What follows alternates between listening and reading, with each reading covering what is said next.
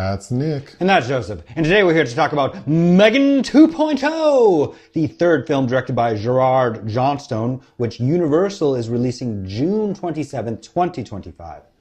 Did this director do the previous film? M3GAN, yes, as well as his debut, Housebound. What is M3GAN 2.0 about? 2 years after M3GAN's rampage, her creator Gemma resorts to resurrecting her infamous creation in order to take down Amelia, the military-grade weapon who was built by a defense contractor who stole M3GAN's underlying tech. What is your pull quote? A scattershot, campy follow-up to killer robot cult hit M3GAN somehow miscalculated a reconfiguration of its prime asset by eclipsing her in a contradictory adventure narrative attempting to speak to contemporary anxieties about AI filled with supremely boring supporting characters. Yeah. Mine. M3GAN is still that bitch. Unfortunately, she's hobbled by an overcomplicated, ridiculous story. Yes. I mean, the first story is technically ridiculous, but it's also simple. It's simple. This, I don't know what they were thinking. The best part of it is M3GAN. Every time she's on the screen or we hear her voice, it's funny. Mm-hmm. But outside of that... Well, I liked Amelia. I like Amelia too, yeah. But this, well... Yeah. Amelia 2.0, you know, that's coming. But yeah, she's somehow diminished a bit. We spend an awful lot of time with the human characters, none of whom are very interesting. So the story is... Well, anyone who saw the last movie knows that M3GAN was not fully destroyed because she's in the cloud. So this movie is 2 years later. M3GAN is still in the cloud, but Gemma, the woman who created her, Allison Williams, and Cady, her niece, Violet McGraw, somehow are not aware of this or think this could be a possibility. But anyway, that's what's happening. That Gemma has now moved on. She's a best-selling author. She lives in this baller loft in San Francisco. She is now involved in like tech ethics. So she goes around giving like discussions on how we should use AI responsibly. And how it's dangerous for the rearing of children. And she's now working out of her own home. And we see her working on some sort of like RoboCop type like outfit. Enhancements. For people that may be incapacitated in some way. They are outfitted with a very... It didn't really look like much, but it gives them, you know, extra superhuman strength. But that's a very small plot point. The film opens with Amelia, this military-grade weapon played by... Ivanna Sakhno from the series Ahsoka.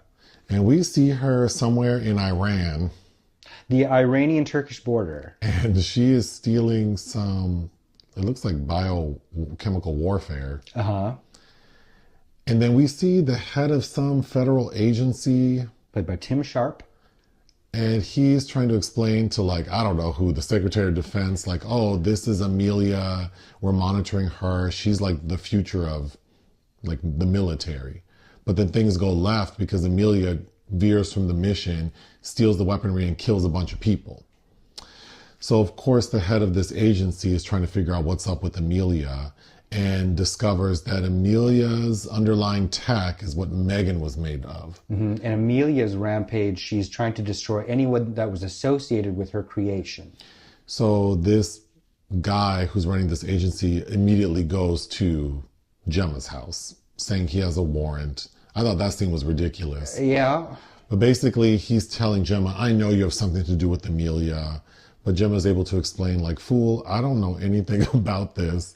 So he kind of eases up on her, but that's when M3GAN makes herself known. She's like, hey, y'all, I've been in the cloud watching you for 2 years. I'm responsible for this lavish lifestyle you live. I'm the one who got you this cheap loft and somehow made your book #1. And M3GAN has also built like a doomsday vault in this home, which we'll get back to. But she's telling Gemma, if you want to stop Amelia, you need to bring me back. You need to put me in my old body. And Gemma says, absolutely not. But it's clear that things are getting kind of dire. So Gemma puts M3GAN in like this Teletubby looking thing. And M3GAN proves herself to be useful and true because she helps them narrowly escape being killed by Amelia. which was probably the most exciting scene of the film, I thought. Yes. But after that, M3GAN puts everyone in the Doomsday Vault, which includes Gemma, Cady, and then Gemma's two assistants, Tess and Cole. Played by Jess Van Epps and Brian Jordan Alvarez. And so now they're down there, and M3GAN's saying, well, based on my calculations, Amelia's going to destroy the world. So y'all might as well just stay down here with me. How is Amelia going to destroy the world? We find out that there's some like tech from the 1980s that was used in some short circuit looking like Radio Shack robot that is considered the first AI. But it went horribly wrong because the AI's job was to make life easier for humans. So it determined that life would be easier for humans if there were no humans. Yes. So it killed everyone in the house. So it was decommissioned, but the motherboard was saved and the power was kept going. So it's sort of theorized that this AI has had 4 decades to develop its intelligence. While locked away in a Faraday cage in some bunker under an unassuming agency. So everyone's speculating that Amelia is going for that so that she can have ultimate power. But an important side character is this guy named Christian. Played by Aristotle Athari. Who I couldn't stand. He's going on my worst hair and makeup list because I thought he looked like he was casket ready. That makeup was crazy. But anyway, he is Gemma's boyfriend, which makes no sense to me. Kind of. They really don't have any scenes alone together. But we're told that they're like romantically linked. And he is also like a former tech person who's now also into tech ethics and is running around giving the same speeches Gemma is. Yeah, he was in cybersecurity? Yes. So everything culminates in the discovery that Amelia is not being run by some nefarious entity. She's a puppet. She's a puppet for Christian. He wants to get a hold of that old AI motherboard that they're referring to as the black box, because his mission is he wants to destroy all AI. And so he thinks he can do it with the power from that black box. And by using Amelia to show how violent and uncontrollable she can be as an example of exactly why this should happen. Yeah. But at this point, Gemma has been convinced to put M3GAN in her body with a few upgrades because M3GAN wants to be taller. M3GAN, meanwhile, in the bunker that she created, assembled herself as best she could. Which is also very funny. Everything with M3GAN is funny too. Yes. Which we can get back to. But of course, it all leads to a final showdown with M3GAN against Amelia. And Christian. Christian. And of course, M3GAN is Christian ends up being killed and M3GAN, or dispatched. I'm not sure if he's actually killed. And then Amelia is destroyed along with that black box. How does she do that? Gemma had built like a kill switch inside M3GAN that would release this huge like electromagnetic pulse. And so we're told like it'll destroy you and whomever's near you. And so I thought a really corny scene is the end because they're acting like M3GAN sacrificing herself. But we all know from the last movie and this movie, because M3GAN's like consciousness is moved from one thing to the next, that she's not going to die. She's just going to be in the cloud. So M3GAN's destroyed along with Amelia. And then at the end, we see that M3GAN is still in the cloud watching over Gemma and Cady. From a distance. She's actually the little paperclip in Microsoft Word at the end. Yeah, I was pretty unsatisfied with the story. It has its moments, but it really feels like it drops the ball. From the trailer, I thought we were getting like the movie was going to be M3GAN against Amelia. And they do have 2 moments together, which are highlights.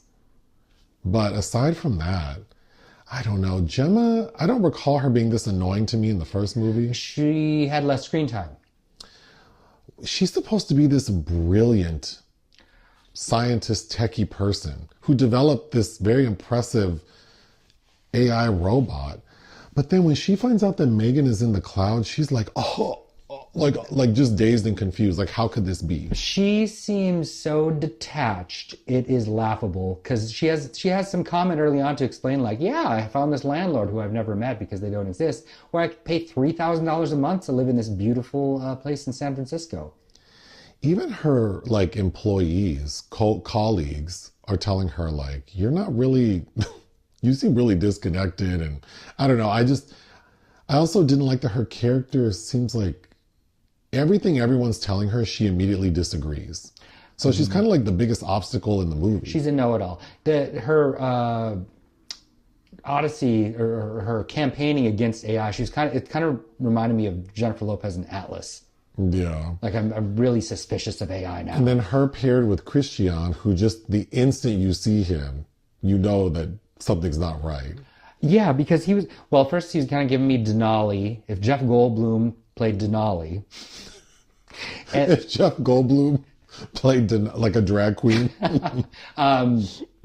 And Zachary Scott, who you might remember as the man that was wooing both Joan Crawford and Mildred Pierce and Dr. Vita, who had kind of a sinister quality to him. I don't have many notes. I did think that Amelia looked like she could be an Olsen sister. She looked like, well, she's giving me Oksana Bayul. Or that, yeah. And then her introduction was kind of like Natasha Henstridge in Species. And then they have her in this outfit in the end that was kind of, it's like if Natasha Henstridge was outfitted in Metropolis wardrobe. And then she was also reminding me of this 1991 B movie with Gregory Hines and Renee Sutendick, the Dutch actress, called Eve of Destruction, about this beautiful blonde who has a doppelganger robot that's killing everybody. So again, anything with M3GAN is funny when she first gets her consciousness put, because M3GAN keeps saying, you need to put me in my body. I'm not doing that. Well, you need to put me in something so I can help. And they put her in this like Teletubby looking thing. And so all you see are the eyes and mouth move. I thought that was really cute. And then you already mentioned in the bunker. I'm so confused. M3GAN and the technology appears to, M3GAN is so advanced. Like she can bounce from thing to thing on her own. I just don't understand why she's so limited in some ways. Well, it's strange how she seems tied to wanting to be the original form she had. Yeah, I didn't get a sense as to why, though. Right, like that was how she saw herself, I guess, which is really interesting because it's kind of regressive that she has to have this corporeal body that has to look a certain way to do whatever she wants to do. But we see that she's tried to create something. There's a movie, is it John Lithgow, where what's the movie with Jamie Lee Curtis? It's terrible. They're on a ship and there's like Virus. Virus. Remember that creature? Who's the man? Who's the Isn't older? it Baldwin? Is it? That's a Baldwin in that movie. A lesser Baldwin. But there's an older man in that movie too. Isn't it Donald Sutherland? Donald Sutherland. Doesn't his character turn to a robot? Yes. So this alien creature, this organic creature is trying to take like hardware to make a body. Mm-hmm. It kind of reminded me of what M3GAN looks like in the bunker. She looks correct. You know what she looks like in the Bride of Chucky when the doll gets burned? That's what she looks Jennifer like. Tilly. What's it? Yeah. Mm-hmm. Yes. So that was laugh out loud funny to me. But in this one, they bring her back and do that old trick where the villain of the first film is now kind of the hero, like Terminator 2. Oh, what's his name? Who's the guy in the wheelchair? Oh, Jermaine Clement, who is a highlight in this, I think. I wanted to mention because I did think he was funny. He plays this billionaire who wants to use Gemma's technology, but she's resistant. But M3GAN is saying we need to get into his, like he has access to like a server that could really help me. And also we need to get to it before Amelia gets to it. Mm-hmm. So his scene was pretty funny. He's giving me like, you mashed together Jim Carrey and John Malkovich. Oh, sure. Okay, the black box. I'm so confused. So if this black box is connected to power, I'm assuming the thing that it's being kept in is preventing it from getting out. Because it reminded me of the last Mission Impossible movie, the final record. Oh, that's the Faraday cage that they're referencing. Yeah, like how the AI is stuck in this thing where it can't get to the Wi-Fi and that's why it can't spread. But I guess I'm confused. If the black box doesn't have access to outside data, how is it growing? Well, yeah, I wanted a little explanation about how that's... Where is it getting data from to increase its processing, like its knowledge? Right. That's like if you were stuck alone in isolation in a prison and not given any books to read. How what would you... More? And then when Amelia finally releases it and she joins and turns into like Cate Blanchett from Ragnarok, I didn't understand why we think that just destroying the hardware would kill Amelia and the black box. Well, yeah, it's too late. It's already too late. Wouldn't it be in the cloud like M3GAN? Yes. If M3GAN's in the cloud, why wouldn't those two things be? Up there making a little cumulonimbus. The end of that gave me Jafar and Aladdin. When he gets tricked into wishing he was an all-powerful genie, but part of that means getting stuck in the lamp. I'm really disappointed with the ending because we've already seen from the last movie and this movie, when, like I've already said, M3GAN bouncing from body to body, that she's going to be in the cloud. So, of course, the other two are going to be in the cloud. But I'm also confused why Gemma doesn't seem to realize that this is probably not going to work. Yeah, she seems super oblivious. Well, at this point, though, Gemma has also become... There's this new process that Jermaine Clement's company has... because he's part AI himself, because he was he quadriplegic?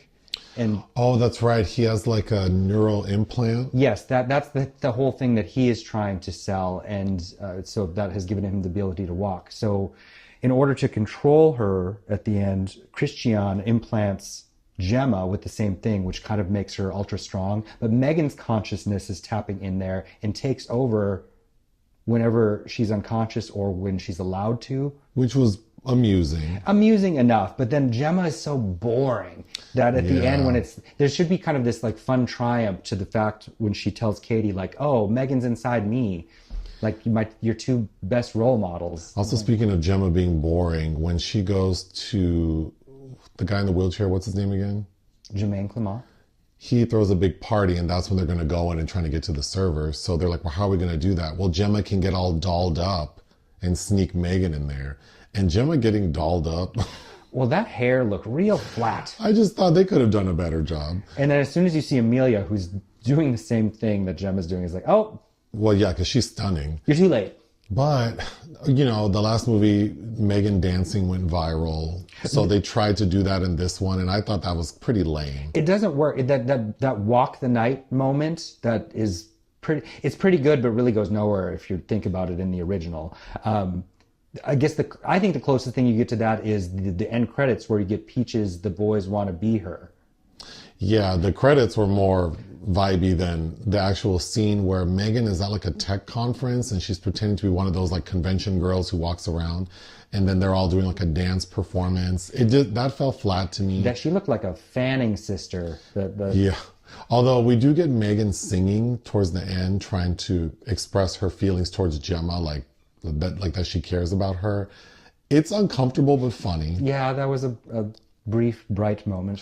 My only other note is we find out that Cady... I forgot to even talk about Cady because I feel like she has nothing to do but kind of whine. Well, she has learned karate, and for some reason, I don't know who introduced her to Steven Seagal films. But yeah, in her locker she has like... Above the Law. Above the Law. And so at the point where Christian is about to maybe kill Cady, Gemma's trying to convince Cady to defend herself in like a coded way. Mm-hmm. So Gemma starts shouting out Steven Seagal movies.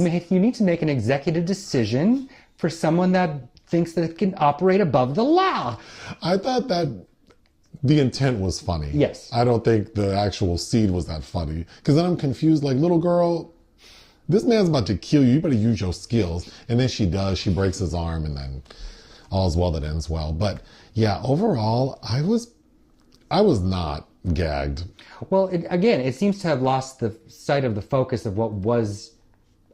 I think they weren't anticipating what would get so much attention from the first film. It's like, we need M3GAN, and we need her to stay slightly evil, at least.